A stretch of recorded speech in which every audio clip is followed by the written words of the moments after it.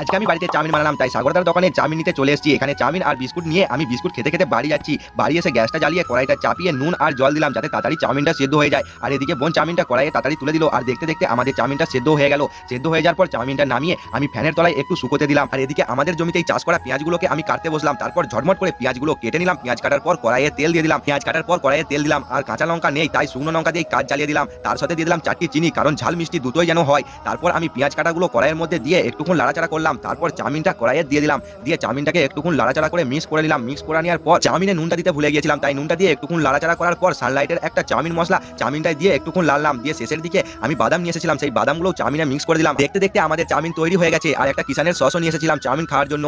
আর এদিকে মা আমাদের সবাইকেই চাউমিনটা ভাগ করে দিচ্ছে। চাউমিনটা ভাগ করা শেষে আমি সসটা একটু নিয়ে নিলাম। এরপর বন্ধুরা আমি চাউমিনটা খাবো, তাই তোমাদেরকে ভিডিওতে দেখালাম না। আর এদিকে আমার চাউমিন খাওয়া শেষ। চাউমিনটা কিন্তু দারুণ হয়েছিল। এরকম শর্টকাটে তোমরা যদি বানাতে চাও বানাতে পারো। আর হ্যাঁ, রাধে রাধে, বাই।